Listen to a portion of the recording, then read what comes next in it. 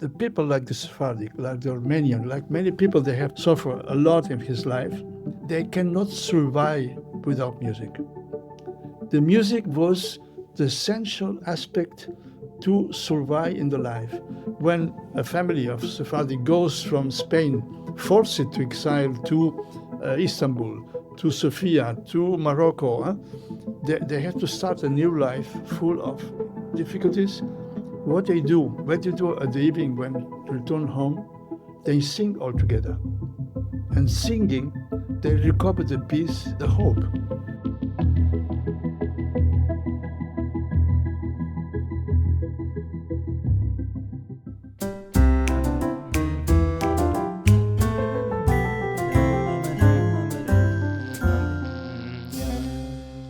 Now, friends, today we're going to go on a journey, a very particular kind of trip.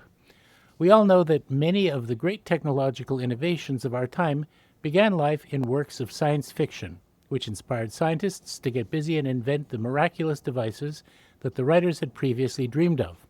But physicists tell us that one of the most popular devices in science fiction plots is simply impossible. I'm talking about time travel, the ability for people today to journey into the past. Well, I'm here to tell you that that's nonsense, and our guest today is living proof. Through music, Jordi Savall has traveled over a span of 1,000 years or more. His journeys have brought the accumulated riches of the human spirit, the triumphs, tragedies, and follies of the human saga vividly back to us so that we can experience them in the present.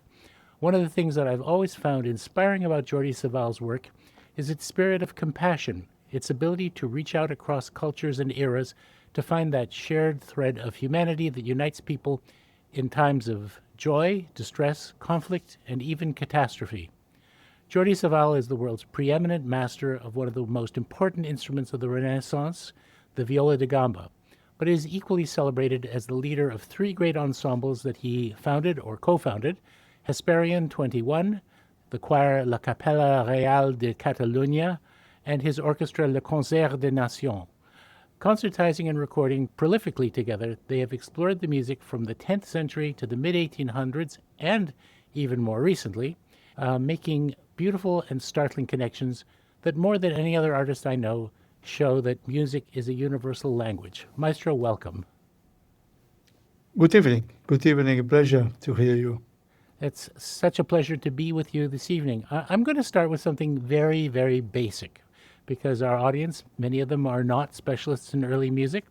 And you are the generally regarded as one of the foremost masters of your primary instrument, the Viola da Gamba. And although it kind of feels to me like asking Rembrandt what a paintbrush is, can you tell us a little bit about your instrument, the gamba, and a bit of its history? Well, the Viola da Gamba is an instrument who exists really from the end of the 15th century. And it's an evolution from the medieval fiddle, the medieval bow instrument. The medieval fiddle has only four strings, and then the Viola da Gamba starts with 5, and then 6, and then later in the 18th century with 7. It's equal, I would say the Viola da Gamba is a sort of combination of the lute and the viol, of a bowed instrument, a plucked instrument. Like the lute, the Viola da Gamba has the same tuning. The Renaissance gamba has 6 strings, like the lute, in 4th, 4th, 3rd, 4th, 4th. And like the lute has frets. So you can put your fingers and make the sound resonant. But in addition, the Viola da Gamba has a bow. But the bow is played like the ancient bows of the medieval time, but also like older bows from instruments played sitting. And this is the specific thing for the Gamba. It's played, and this it's because the name gamba means length. Then you put the instrument between your legs, and then you pass the bow on the strings in the contrary way as you do with the violin. With the violin, you put your hand on the bow and you press. In the Viola da Gamba, you put your hand on this and on the low side of the bow, you touch with the fingers the hairs, and then you make pressure on the strings controlled by the fingers and the wood. And this is specific, the fundamental characteristics. Other details are the viola da gamba is more light built as instrument. The violin and the violoncello are more strong. They have only four strings. The strings can be more tense, and they can have more sound. The viola da gamba has 6 and 7 strings, and the tension cannot be so big. But he has the particularity that with the viola da gamba, we can also sing and play so soft. This, if you play to your ears, you can say in music, "I love you." Very soft. So even though the gamba isn't an older version of the cello, which some people confuse it for because it's held between the legs, you actually started off studying the cello back in the late 1950s and 60s in Barcelona. How were you introduced to the gamba and that incredibly rich body of music? I have to make the precision. I have studied music first, singing, when I was 6. In the school was a small vocal ensemble, and I have sing and learned to sing with a much natural way. And then later, when I changed my voice, I was in the adolescence, 14 years. I have tried to play guitar, harmonica, percussion. I was a fan from Elvis Presley, of course. And I love to do music with my friends, jazz. And one day I was in a rehearsal. I discovered a rehearsal with the Mozart Requiem. And there was a beautiful vocal ensemble and string quartet. And in the string quartet, I was fascinated by the cello. And also I discovered the power of music. I was so touched by this music. I decided myself, if your music is so intensive, it can touch you so strong, I would like to be a musician. And I decided to study cello. I have practiced cello from the very beginning alone, the first month, and I found some music in the music shop who wasn't ready for the Viola da Gamba, transcribed by the cello. And I've never forgot this music. And later, when I finished my studies, I discovered the Viola da Gamba. And then a new world opens to me because the viola da gamba was in practice very few people played this instrument. This was exactly 1946, 45. And I discovered that this instrument, and then I go to Paris, to Bibliothèque Nationale, to London, British Museum, Royal Bibliothèque Royale de Bruxelles, etc. And I discovered a lot of music, but hundreds and hundreds of pieces who nobody plays. And this was for me a shock because I was thinking I have continued to play cello and continue to and learn a little bit of viola da gamba when I discovered of this marvelous music. 5 books by Marin Marais, 6 books from Caderwala, Couperin, Fredkeré, Santa Colombe, then English music, Tobias Hume and Jenkins, Ferrero Scoppers, and so many pieces that nobody was playing. I decided to dedicate my life to this instrument. That's fantastic. And by the mid 1960s, you went to Basel to study at the famed Schola Cantorum 68. Basiliensis, right? Exactly. Under the pioneering gambist August Wenzinger. I've often heard him described as a really inspiring figure and a mentor. What was that study Yes. experience like for you? Well, this was fantastic because August Wenzinger was not only a good string player. He was cello first, and then he plays also viola da gamba. He was beside Anoncourt, Wilhelm Keuken, much younger, in Brussels, and Johannes Koch in Germany. But he was a great musicologist and a great also conductor for the ensembles. But as a violin player, he was a little, I would say, démodé, a little old-fashioned, mixing the cello technique and the gamba technique. And I was very young in this time. I also I arrived in Basel with my suitcase with all the books, Marie, all the books from all the music and all the letters, all the treatises. And my lesson was like this. Herr Professor, I would like to study with you, but I would like to make an experience to develop the technique of Marais, Sainte-Colombe, according the rules they explained in his books, in his treatises. Are you ready to help me with this? It's very hard for You challenged a him. student go to study. You, It goes to study with the professor Right. to say, no, I don't like to learn what you play, but I like to play in another way. You know? right, exactly. So no romantic vibrato and no. No, Yeah. no, and all the techniques that were specific from this instrument. I discovered a lot of things that nobody do. Than the third finger with the pressure on the hands was called l'âme de la musique, the soul of the music, because it was a direct connection with the fingers and the body. But many things like this. And he accepted. He said, okay, I will never not being my instrument anymore. I will teach you like a conductor, like a professor, but I will tell you what is wrong, what is not clear, what is have to be better. And it was a perfect collaboration. And 2 years later, I have do my diploma. And I'm going to guess that for musicians studying early music is style, and obviously many styles over many periods of time when you have an instrument like the gamba that passed through so many periods in its history. But I'm guessing, and you've already sort of referred to this, that a big piece of the process of your training and education was research and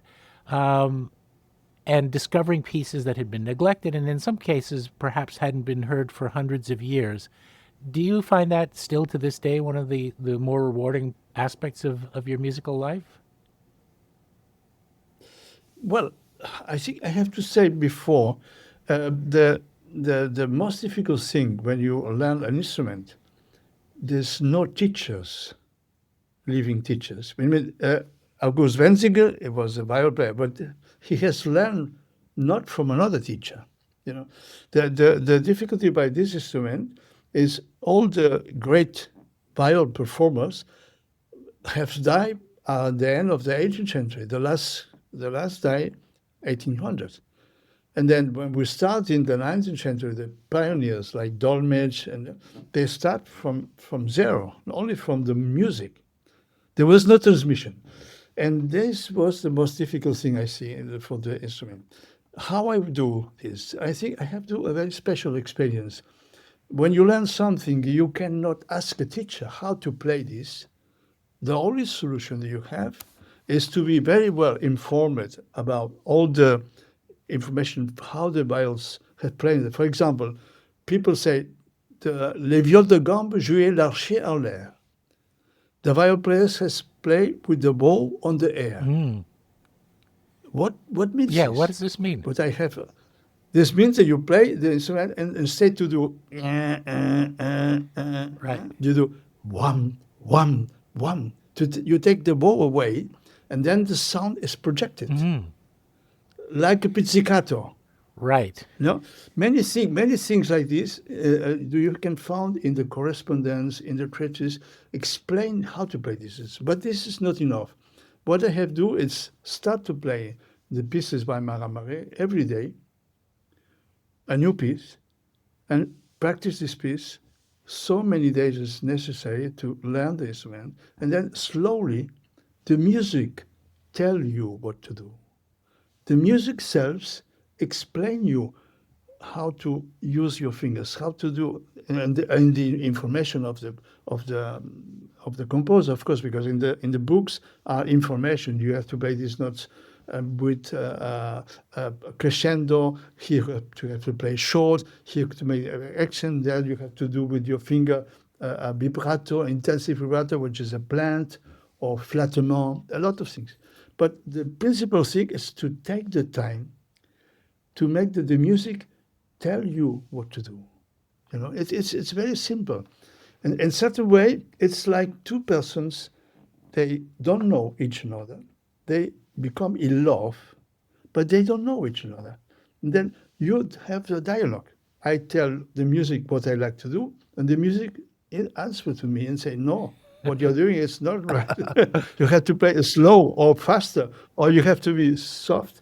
You know, Right. it's really a love dialogue, That's and like all the love things, very constant and passion.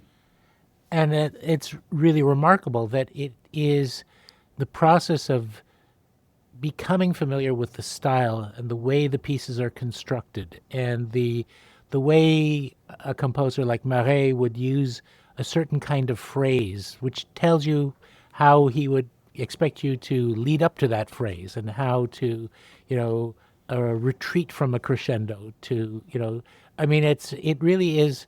I guess the in English colloquially we would say it's Yeah. becoming zen with the music. Yes, and later I remember one time I was reading an interview by Stravinsky. He was working with the piano player in Paris for his ballet, and he was very nervous because the piano player has tried to perform this music so nice as possible and had too much rubato, too much things. And finally, Stravinsky says, desperate, Monsieur, n'interprétez pas ma musique, jouez-la. Don't interpret, just play it. Don't try to make an interpretation. Just play the music like it Yes. is. And such a way, when you perform a piece, you have no idea. You have to find first the way to perform without put your ideas. It's the only way. Right. Absolutely. Now, the viol, whether as a consort instrument or a solo, has, as you mentioned, a 300 or 400 year history, but your repertoire extends far, far beyond that, much earlier and also much later, across far more cultures. When did you begin to conceive of your exploration as having this added breadth that you wanted to go farther back in history, farther afield geographically, and to touch on the musical traditions of more different peoples and nations? Well, I think the fact that I'm born in Catalonia in Spain, I have been in contact from my young time with three very different cultures. As you know, Spain was in the Middle Age a very important place for the Arabic culture. The Andalus was also a very important place for the Jewish culture until 1492. Right. And when I started music, I was also very interested with my wife, Montserrat Figueres, to explore the repertoire of the Sephardic music.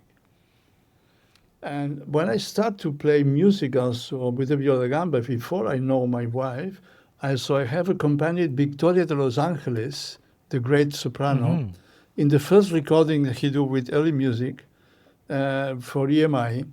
And in this program, we have to do also Spanish Renaissance music and some Sephardic songs. And this inspired me because I found these songs from the Sephardic tradition so beautiful and so nice. And then I was, for the first time, conscious that we make sometimes an injustice when we put first obviously the classical music, the select music, the art music in a very high pedestal, very high place, and then we say, yeah, much lower is the traditional music. And I think this is wrong. Of course, the big compositions, the beautiful compositions from the great composers are very elaborate music and beautiful music. But a beautiful melody from Sephardic tradition, from Armenian tradition, from Turkish tradition, from Arabic tradition, they are also full of beauty, emotion, richness. And I discovered this with the Sephardic music. And I also discovered why this happens. how is possible the simple melody can bring us so much beauty, so much emotion? And I think it's a very simple question. Uh, the people like the Sephardic, like the Armenian, like many people, they have suffered a lot in his life. They cannot survive without music. The music was the essential aspect to survive in the life. When a family of Sephardi goes from Spain, forced to exile to Istanbul, to Sofia, to Morocco, they have to start a new life full of difficulties. What they do at the evening when they return home, they sing all together. And singing, they recover the peace and the hope.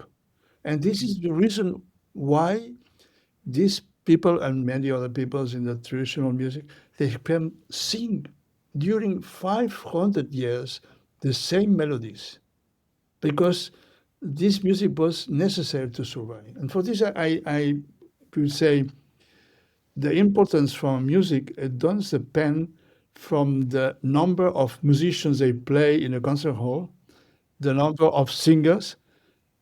Only one voice, if it's nice and sing with emotion, can give to you so much emotion, so much beauty as a big orchestra and a big vocal ensemble. Absolutely, absolutely. And you anticipated a question that I wanted to ask, because while you have performed and championed music from so many different parts of the world, the repertoires, plural, multiple, that you have perhaps been best known for and most associated with is the music of Spain, or the many Spains, the cosmopolitan crossroads of Christians and Muslim culture and Jewish culture that flourished before 1492.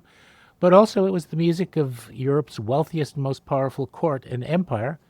It's a country. It was perhaps became a country under Ferdinand and Isabella, but with a very powerful folk tradition and a very powerful dance tradition, very powerful poetic tradition. It's the Spain of Catalonia, your home, but also it's the Spain influenced by African culture, with the beginning of contact Yeah, with the Canary Islands and the Americas, because there was such a transference back and forth, absolutely, and absolutely. I guess it must have been just a great good fortune for you to be a Spanish musician, because it put you in touch with so many of these different crossroads. Absolutely, absolutely. This is some of the things I discovered also studying. When I was in Canary, and so, for example, in Canary, and I discovered in the libraries a lot of villancicos, a lot of songs. Composers they have composed for the church, and they invited these songs in the church, because in Canaria, the ships they have to wait sometimes 1, 2, 3 months before to start the big travel to the America, because they have to wait until the weather was in the good conditions, and then sometimes there was there. Of course, Spanish, Portuguese, Africans, Polish, French, Italian, people from any different, and the composers they have composed songs which was the couplet, the strophes in Arabic, in Italian, in Polish, in different language, and this is very fascinating. And then also in the influence in the New World, as you know, in the South America, in the churches, they invited always the slaves and the nativos to sing in the church, and the composers they was using the material they have here from these people to compose songs with a very specific Right, character. and I certainly am familiar with a type of dance that was imported from the Canary Islands, the Canarios, that was Yeah. written in Spain, and also I think I've read somewhere that the Chiacona was originally thought to be a dance form from the Americas, or a rhythm from the Americas. I may be wrong about that. No, well, this is a text from Lope de Vega, who says, I have to see, I remember, in Spanish says, one second, esta mulata, yeah, he says about the Chacona, esta indiana amulatada que nos viene de las Indias. It's translated, this Indian mulat, this is the mix Right. with Indian and black, who comes from India, Interesting. referencing in the New World. Then the description for the Chacona from this important writer like Lope was, this is the dance of coming. I think in the connection with the New World, it was always travel to America and back. Probably a guitar player was played there, something, and then the native people, they like this music and they start to do something similar, and then the Spanish have made imitation and bring this back Right. to Spain. Exactly. When Francisco Javier arrives, the Jesuit who arrives for the first time in Japan, he tell, we was like statues. We cannot speak and cannot. And what he decides to do, he decides to come to approach the Japanese people singing. And he has a start with all the community singing a hymnus. And this was the first contact. And this is the power of the music. It's amazing. And of course, in the Americas, we then find within 100 or 150 years composers who are indigenous people writing music for the church. I did a little program, actually, when we gave our prize to Jesse Norman a few years ago, and we found a wonderful Brazilian composer who wrote hundreds of masses, and he was,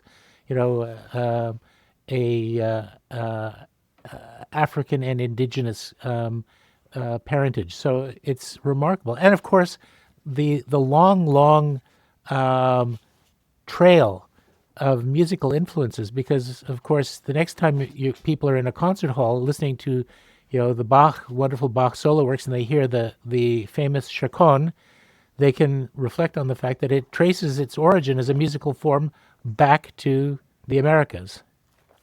Yeah, absolutely. But the musical form from the Baroque, it's quite different from the Renaissance. Right. The Renaissance is a very lively dance. Yes. And in the Baroque, because the dance has been adapted by the court musician, by the nobility, by the aristocracy, becomes much more slower. The dance of the chaconne is ta ta tiram para pam pam tam tiriri da da dam tam sarau de la chaconne, and the chaconne in the Baroque language yam pam tarim. Right, exactly. And this is documented also with the minuetto. Sébastien de Brossard writes in his Dictionnaire de Musique, 1685, the minuet is the most lively dance of the time. And 50 years later, you can have the description by Jacques Rousseau dictionary. It says, it's a strange, Monsieur Brossard says that the minuet is a very quick dance. And this is not true. Today is one of the most slow dances, because Lully has to follow the ability from the king, Louis XIV. Yes. And he has a big peruke, big clothes, and cannot dance so fast. and the ladies with their big dresses too. Yeah, exactly. And then you found another description who says, c'est autre chose au théâtre. It's another thing in the theater. Because in the theater, they follow not the reality, they are in the fiction. Right. Then in the theater, in the opera, they continue to dance the minuetto in the fast tempo. It's interesting because you can have in the same time the minuetto from the court ballet slow and the minuetto from an opera fast. Mm-hmm. Interesting. Your story is one of hard work and leadership and vision, but it's also one of collaboration and beautiful partnerships, like the partnerships that was the one that you had with your late wife, the magnificent soprano Montserrat Figueras. How did that collaboration start, and were there differences in your background and your approach? How did that just amazing musical relationship evolve? This was very natural because in certain way, I was, as a viol player, I was very interested in the voice because I have read everywhere that the viol was the best instrument imitating the voice. And, and then Montserrat Figueras hear my way to play, and she tried to imitate his way, and I tried to imitate her way. And it was a combination. Here, for example, playing a Renaissance melody, and he discovered how this sounds with the viol. You know? And when I hear a song from another, I have also understand how the words, how the phrasing, it's influencing the instrument. That it was a good combination, and a long time we have learned each from another.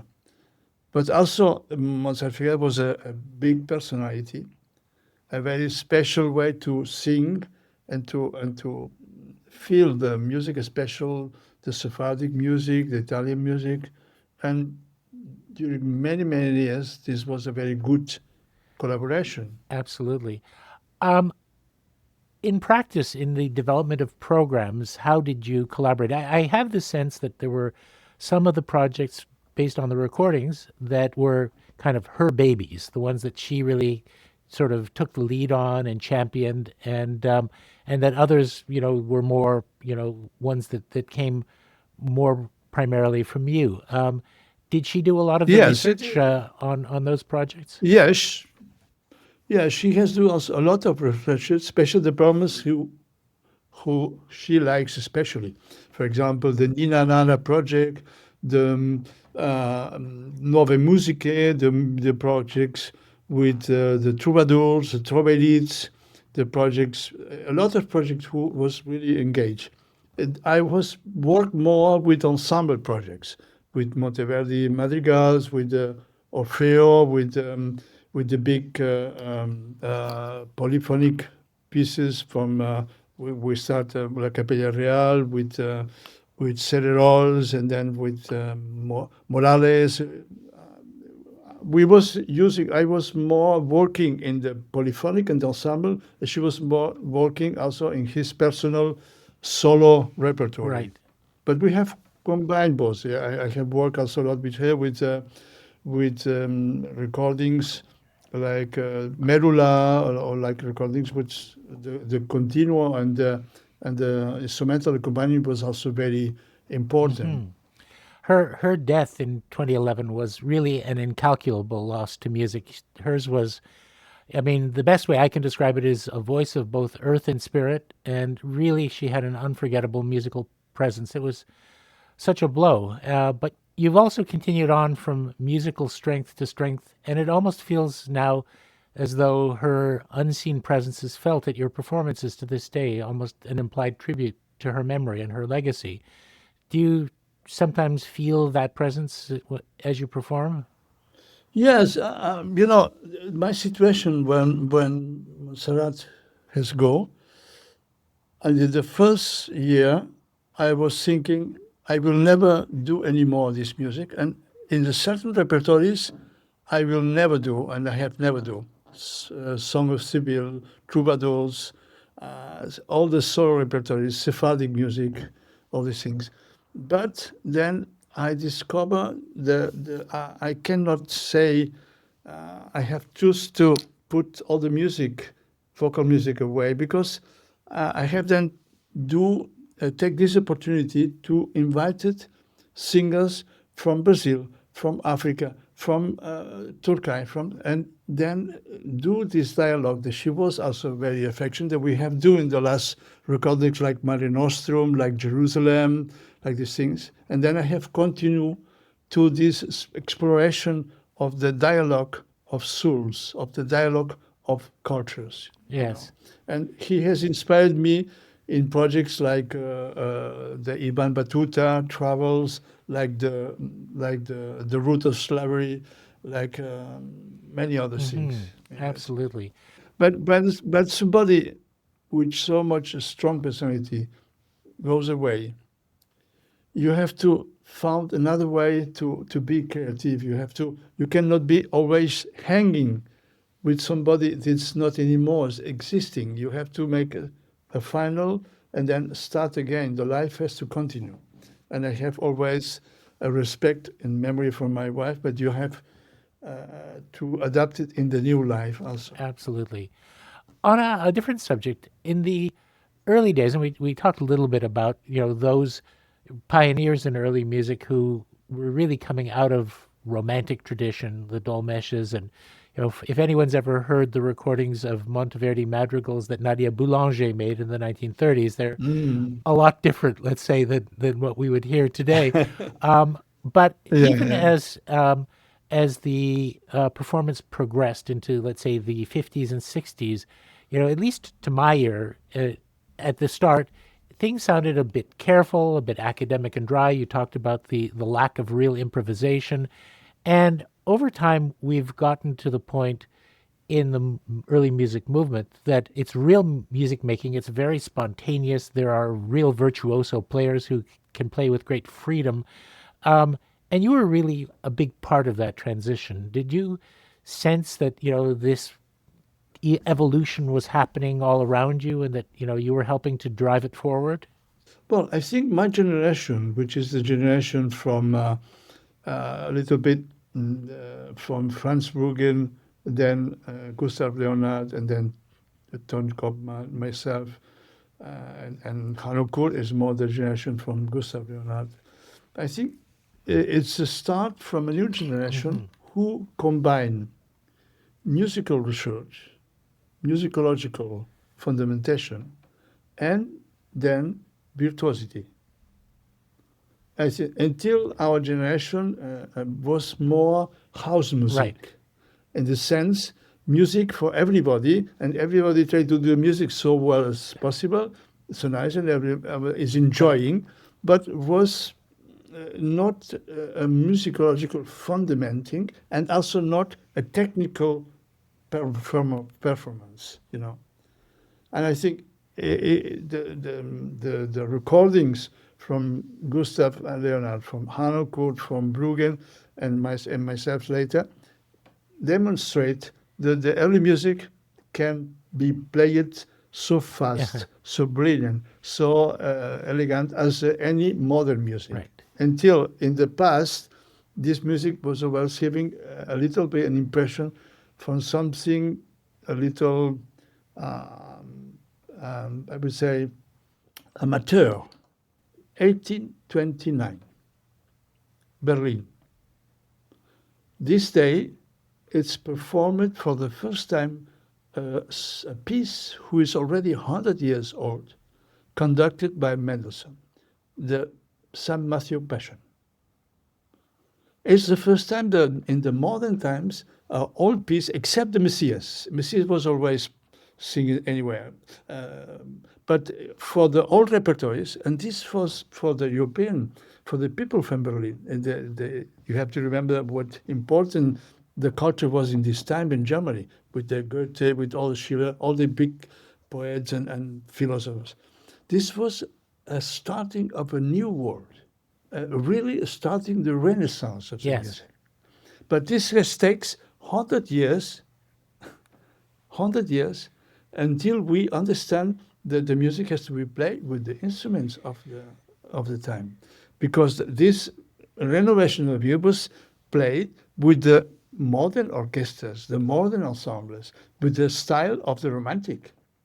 But then only after this, on the 30s, people start to think, oh, maybe we need a real traverso or oboe or Baroque violin. And this takes still 60 years.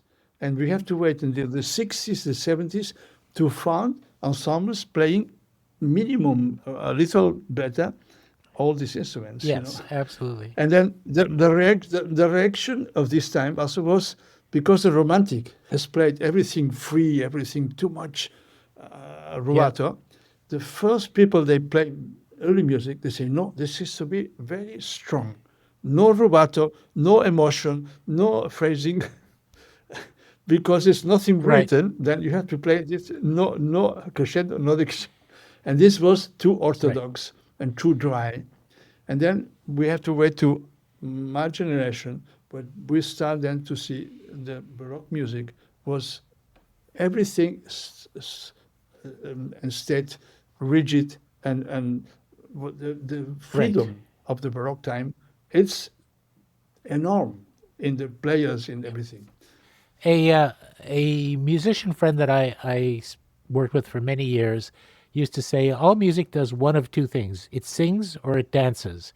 And if it doesn't do those things, then it's probably not very musical. I would add that there's a third category, which is sometimes it marches, which is not quite dancing. But it's true that that added freedom, and I think part of that is not only the study of the treatises on how to play that we have from the 18th century and sometimes the 17th century, but also the infusion of folk music influences, which certainly you've been part of. Absolutely. That, to understand that dances come from somewhere out of a tradition that wasn't necessarily a courtly tradition or an art music tradition, but really came from, the ordinary people in their ordinary lives. Absolutely. All the composers, all the most important composers until Beethoven, Liszt, Mozart, all they can be in. Is also Thomas Luis de Victoria. They compose mass about popular songs.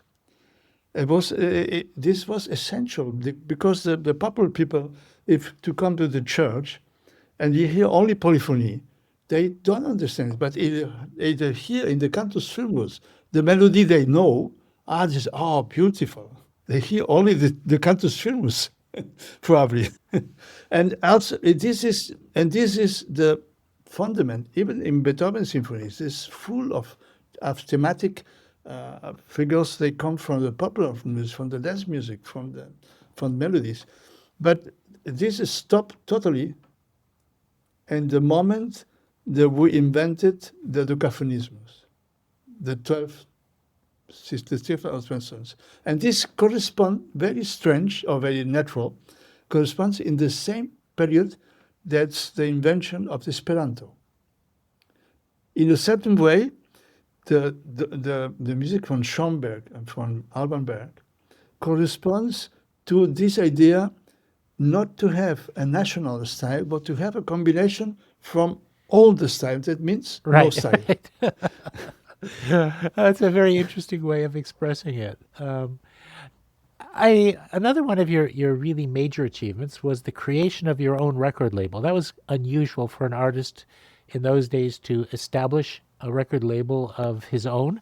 And of course, Aliavox is the label, and it is, one of the glories of the musical world. Every release is a little work of art in itself. I'm going to, for those who are on camera, hold up an example or two. The designs are beautiful. The notes are beautiful. The recorded sound is beautiful. Of course, the performances, it goes without saying, are beautiful because they're yours. This has been a huge project, though. I mean, look, there are also these, full-length books that contain CDs, like this one on the Borgia dynasty, and another one on Jerusalem, which is a really fascinating exploration of the different cultures around Jerusalem in the Middle Ages. What gave you this idea? Did you realize what you were getting into? It's not easy to be in the record business these days. I know because I used to be in it. And how many releases has Aliavox actually issued now? Well, the first question, when we start Aliavox in 1997, 98. in this moment, I have. It was a difficult situation in all the market of the CDs. Start to be a little complicated to do recordings and to make money with the recordings, and I have been impossible to fulfill with my record level. And this time was OBDs. Which project we can do next year? And a musician has to prepare the project 1 year in order to record the next year. If you don't have the confirmation, you cannot do the concerts. It was impossible. And then I say, well, I have myself as a solo, my wife as a solo, Esperion, La Capella, and the orchestra. If we do each year a recording from this, we have already a season with 5 different programs. And I have decided to take the risk to make our own recording and produce ourselves the recordings and create a beautiful label. Because when I propose to do recordings with EMI, with other companies, you know what they tell me? Oh, Mr. Savall, yes, Tommaso Victoria is very nice. Monteverdi, no, but we'd like to do a recording with Marin Marais. They would like to do again another Tous les matins du monde to make money. There was not interesting to do musicians they are not so well known, and this was my idea. I have to do in these 30 years recordings from William Ross, from John Jenkins, from composers that nobody knows or very little know in the public, and they will have sold very well.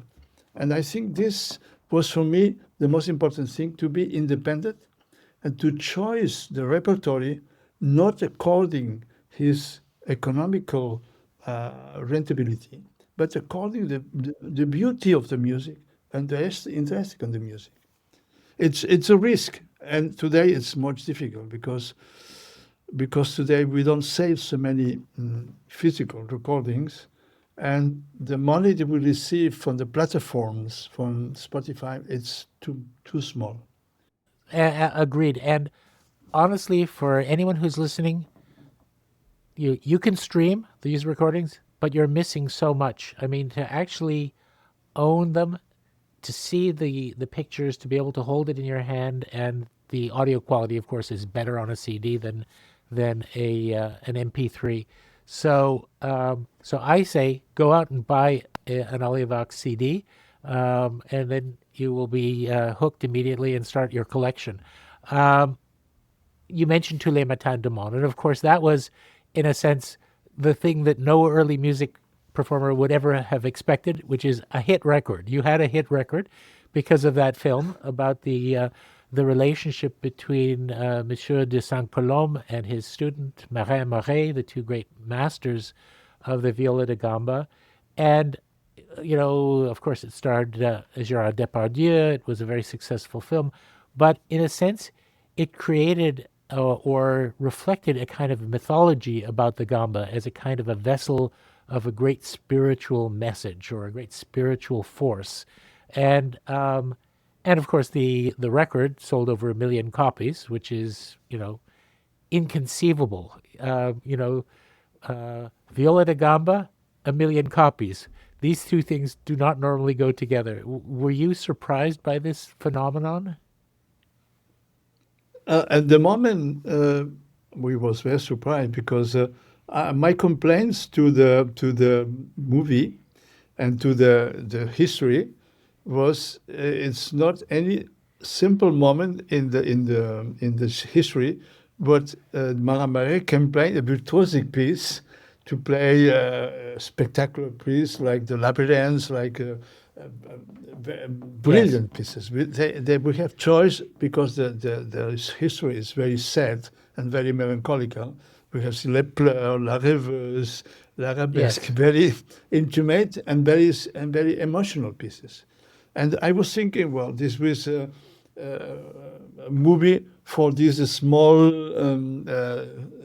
cinemas like RDC, art and but no, but it was very surprising. A lot of people has seen, but also the recording before the film was presented was already sold in Christmas, much more as a parfum or much more as A present, a gift.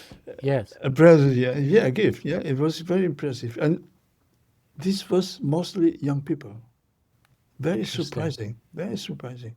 I think young people discovered with the movie there's another type of music exists because the music from the people, the young people this time, it's pop music, very strong, very loud, very, and they discovered a beautiful music they can listen at home with his girlfriend or reading or studying or without to have so strong noise, you know. And I think this was a revolution for them. And that many young people discovered, but also normal people, I mean, from all the ages, you know, family. And it was really very surprising. Very, Well, one of the things that I think you can find in certain periods of early music, as in no other repertoire, and I'm thinking now about the Elizabethans and composers like Dowland, but also some of the music of Marais and Saint-Colomb, which is the most perfect expressions of sorrow. yeah, And absolutely. sorrow is very captivating in a sense. And Yeah, of yeah, yeah. course, for teenagers, all of their emotions are very intense. Yeah, So yeah. sorrow speaks to them. Yeah, yeah. And also, I have to say, in order to have, make an homage to Alain Corneau, he was in all the recordings nights because we have recorded from 8 o'clock in the evening until 5 o'clock in the morning because the church is well the only moment the church was silence. And I remember a very specific moment. It's the moment who Marais says goodbye to Madeleine. He goes to the cour, and Madeleine is desperate, and after this he will suicide. And Marais is there, and Madeleine says, "Please play me La Rêveuse." And Marais starts to play normal, and Madeleine said, "No, not like this. Play this slow, nice." And I was in the recording. I start to record the La Rêveuse like I do normal in the concerts. And then it's coming, Alain Corneau said, "Jordi, you make a mistake. This is not a concert. Here it's the moment the Marais saying, forgive me to Madeleine in music. Please forgive me." And he, you have to play this with this emotion. And I tried then to be Marais saying goodbye to Madeleine, saying, "Pardon-moi." And I have played in a totally different way that I have never played before. And I understand for the first time, sometimes you can play the music like an actor saying to be or not to be in the life of this history, you know. And the result was this piece, which is 7 minutes long, was at the end of the film with the credits. Yes. And I have seen many times the people remain sitting in the hall until the piece was finished. And this is beautiful. It is, and it's an exquisite film. And whether historical or not, the emotions and the spirit of it is very, very true. And of course, it's now also available on Audiovox, so people who haven't had a chance to see the film, they can at least hear the film. Um, Research and sources. The I'm really fascinated by the periods where you really don't have treatises. I mean, I've read, for example, that you've been very influenced by Diego Ortiz's Tratado de Glosas on ornamentation, but your repertoire extends much farther back. And in those times, and even in later music, is that where folk traditions and the music of other cultures begins to fill in some of the gaps and allow you to get into that dialogue with the music where you can actually hear the music telling you how it should be played? Well, every music from every tradition has different sources. I mean, I think you to understand a certain type of music, you have to go further in the roads of this culture. If you like to understand the music by Bach, you have to go further until Schutz and Josquin and the polyphonic music of the Renaissance. To understand the music from Italy, you have to know the music from Napoli. You have to know the music from Rome, from Venice. You have to be in contact with also the medieval time. It's a mix of these things, you know. Right. And it is, in a sense, beginning to absorb a little bit of, the mindset of people, what kind of a world they lived in, what kind of a social order, what they expected from childhood to through the arc of their lives. And that all kind of feeds into the character and the spirit of the music. Yes. I wanted to talk a little bit more about Spain because while Spain, of course, is a country of great and glorious traditions, it's also a country with many tragic elements. Of course, it was a nation of empire, of the Inquisition, of conquest and slavery, great tragedy and suffering, and you haven't shied away from those elements of Spanish history. Um, is there more to be done in music to serve the purpose of reconciliation, especially with indigenous people in the Americas, and in helping them, or at least respectfully approaching them in the celebration of their cultures? Well, I think in fact it's very few things really making correction to for example, the tragedy from the slavery.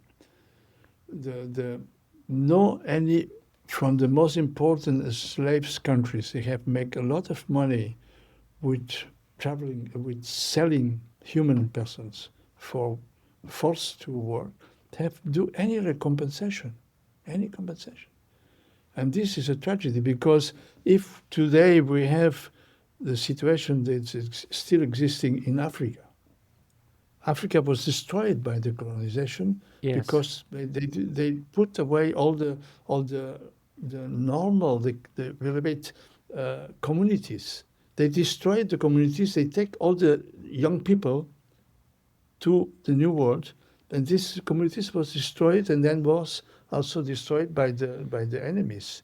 And Yes. in the New World, the some of the problems you can see in New World is the continuation of the theocracy that we found in the 16th, 17th century. The power of the aristocracy, the power of the people, the rich people. These people are dominating. They are helping also the Indians and the natives to develop uh, his possibilities, but they are under control of the power. Right. They impose a religion, they impose the way to work. And I think mostly of the problems today that we have in South America, it's the result of many, many years of this lack of balance. But I think what Martin Luther King has proposed to the Congress, and the Congress has not accepted, will be the natural thing. Martin Luther King proposed to the Congress to give to the descendants of the slaves special help to make possible the all the young people they can study uh, Uh-huh.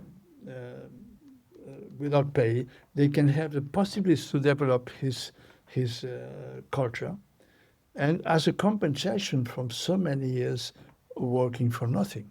Yes. And this is something that I think the responsibility for all the most slave countries like France, like England, Spain, Netherlands, all these countries, they have make a lot of money. 100 years they have the riches of these countries was from the slavery and from the forced work from the indigenous. Right. And of course, that kind of exercise of justice will not make anyone poor. It will make the world richer. Let's move on to Baroque and classical music because with the establishment of your orchestra, Le Concert des Nations, a whole additional repertoire opened up to you. Of course, performing some of the most famous works by Bach and Handel and Mozart, but also extending up to the 19th century with most recently a traversal of all of the Beethoven symphonies, the 9 symphonies, and also the symphony by Juan Crisostomo Arriaga, who died at just 20 years old, a remarkable young composer. But onto the Beethoven, what was it like for you to tackle that has been seen as the Everest, the Mount Everest for conductors? And now coming from the world of, Renaissance music and medieval music and, playing the Viola da Gamba, are standing alongside of the Toscaninis and the Leonard Bernsteins and so on. What did that feel like for you? Well, first I have to say that before I have idea what the Viola da Gamba is, I was loving the music by Beethoven principally. I was cellist, and my preferred music was Coriolan, was the Fifth, was the Eroica, all this music. I know these pieces by memory, like the Seven Last Waltz by Haydn. Then, after many years working with my orchestra, when I was having the success of Tous les Matins du Monde, I have received a lot of money. And this was 1993. And I prepared in this time the Arriaga Symphony and the Eroica. But after this, the money from Tous les Matins was finished. And I have not anymore to pay a whole orchestra to rehearsal 2 weeks, which was my idea. And I had to wait until now, in this 2018, I prepared this project. I was preparing a project with combination of professional musicians and young musicians. But this is the project for Le Concert des Nations. Mix the professional that we have that with young musicians from all the world, the best young musicians, and put in the orchestra and prepare one program in 2 weeks, in different 2 weeks. We prepare 1, 2, 4, then 3, 5, 6, 7, 8, 9.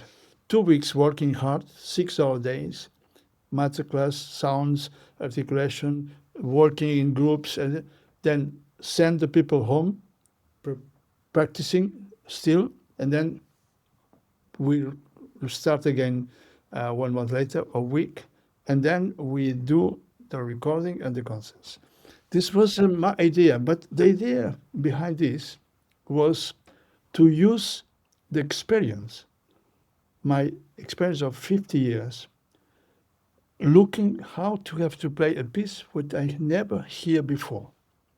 Then I take the Beethoven symphonies, opening the manuscript, the autograph, and saying, how can we play this? Looking the indications of metronomic tempo, the articulation indications, the phrasing, the dynamic, all these things, and say, well, we forgot what you have here from this music.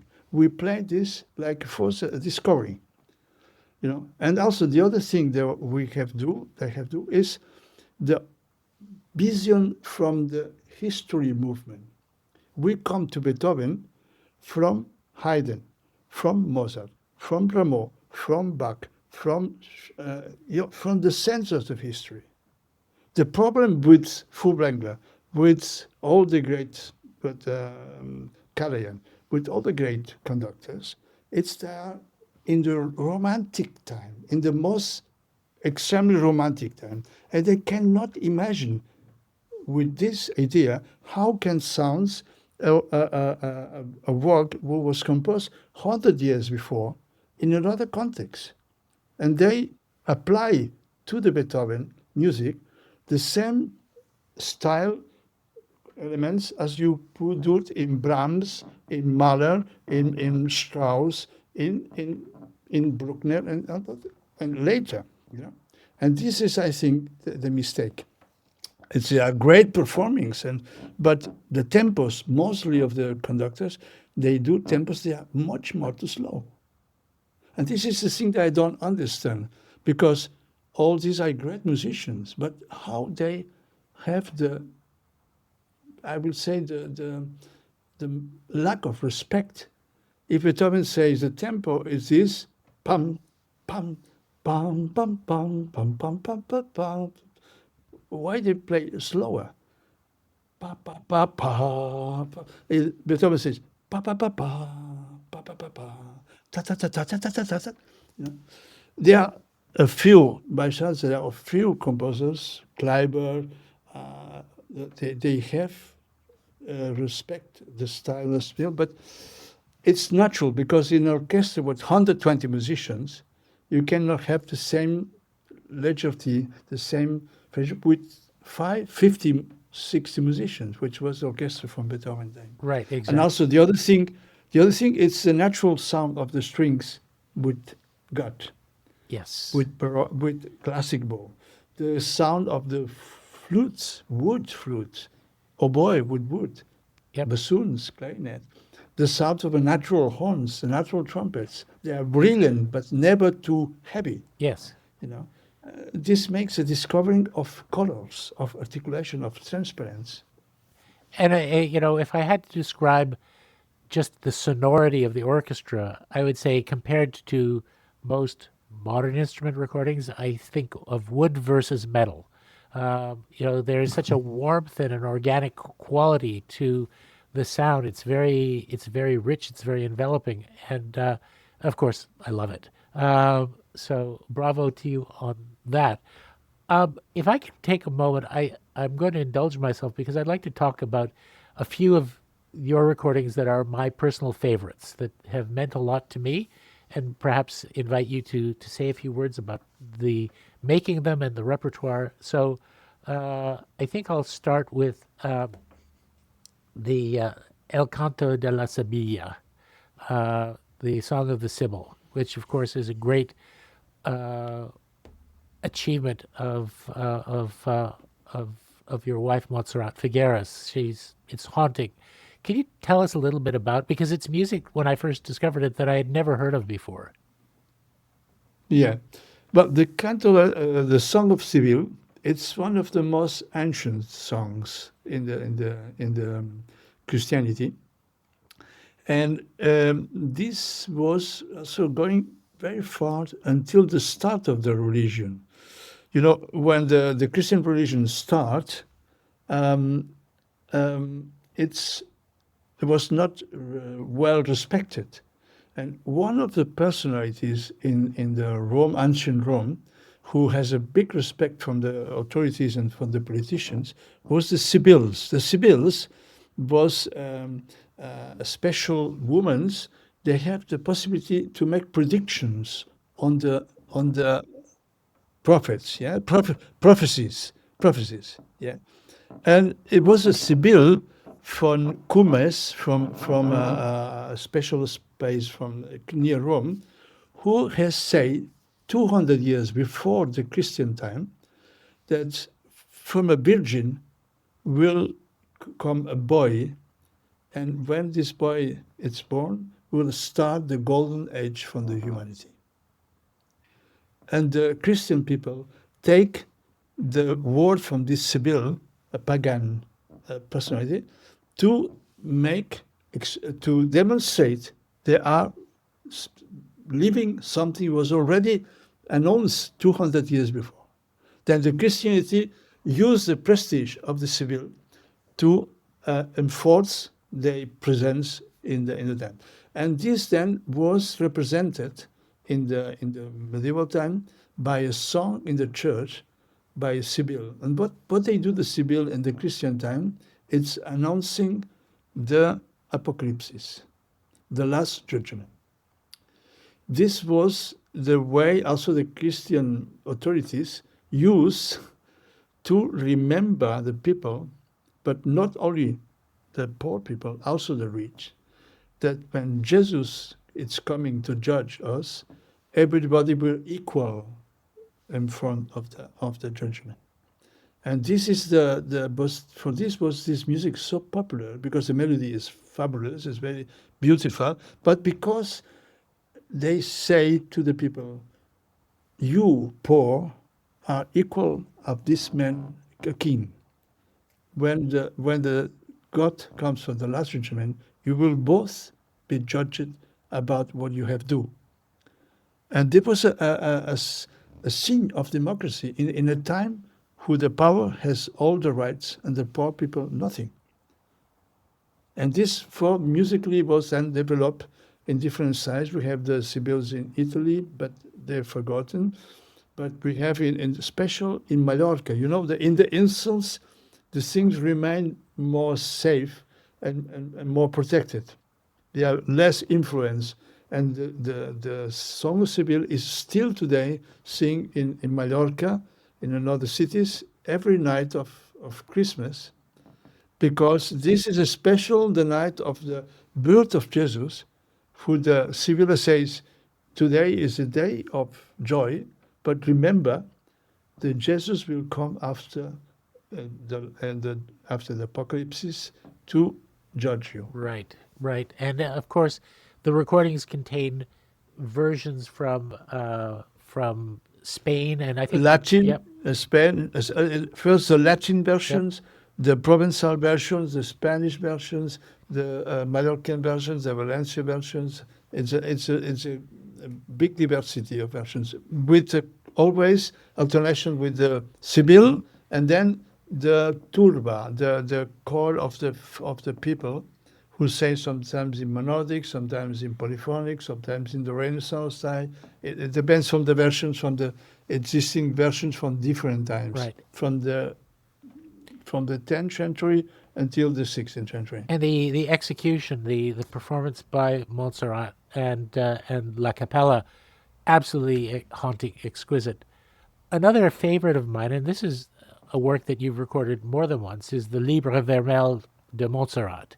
And that's Yeah. a work that is kind of unique. I don't know of any other medieval music that is quite like it. Can Yeah. you talk a little bit about that? Yes. Yes. Well, you are right, Jordi.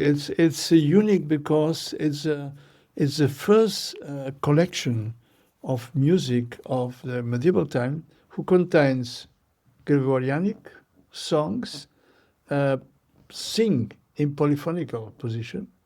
The first piece, it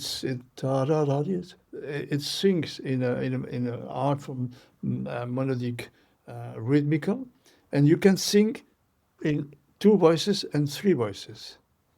And then you have spiritual songs, dances, all related to the Virgin and in two and three voices. And I think this is a mix of also popular pieces like Bal Rodot, like Lo Set Gorge, like Ad Mortem Festinamus, which is the dead The dance, Dance of Death, very yes. popular dance. Still to still today in play in Berga as a popular dance, and also this collection contains the first polyphonical music, together with Notre Dame de Paris, with Codex Les Huelgas, and with some other monasteries in Italy. Right. And this marks the beginning of the European music language. Because until this moment, the European language was exactly the same as the language from Arab country, from Ottoman country, from Afghanistan, from other monody and rhythmical and improvisation, Right. but never polyphony. Right. And And with this collection, we start for the first time with the conductors and polyphonical pieces. And this is developed after this with Benchois, Josquin, Palestrina, Yes. etc. all the way on through Bach and so on. And of course, Exactly. the title, Libre Vermel, the Red Book, because the collection is found in a red binding in in the mountain monastery of And- Montserrat, which also is Yeah. a shrine to the Black Madonna, one of the few places with the Black Exactly. Madonnas. What's Wagner here? Yeah. And also the chance that this manuscript survives to the Napoleon War was because this book was in Barcelona for for restoring the print, the edition, and all the medieval manuscripts in Montserrat was burned during the 19th century war, invasion of France. They burned the library, and this book was saved in Barcelona. And because it was this, we have conserved the music. Right. And of course, I can't let it go without talking about the piece that you have recorded more than any other, because there are more versions than any other, and that's the folios. And I think that now you've done how many different albums of folios in your recordings? I don't A know. lot. So, you know, Well, well, it's a marvelous melody. it is. It's a marvelous, it's really a very beautiful melody, and you can find the Renaissance folios, the folios from Spanish, from France, from England, from it's a lot of beautiful pieces. Before we finish, and you've been very generous with the time. I wanted to talk a little bit about the work that you've done exploring non-traditionally Western cultures. For example, you did an album focused on Istanbul, and you did a Balkan album, Balkan, Blood and Honey, and again the work that you've done in the Americas. When you enter into those traditions, it must be like learning a completely new musical language, or finding, cousins that you have lost touch with, that you recognize some things, but other things are completely unfamiliar. Yes, it's a mix because uh, um, when I start the first contact, for example, we prepared a project about Dimitri Cantemir, the book of Science of Music, which is a book printed or manuscript from the 1600s, 1680, from this Macedonian, this prince who plays very well a tambour, which is sort of lute, and he transcribed it in tablature all the makams from the traditional, from the not traditional, for the classical Ottoman music.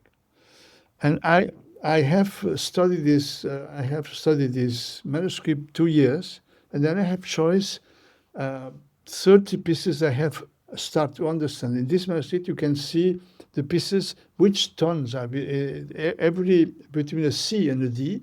You have a C sharp, a D flat, and then something in between, and then D.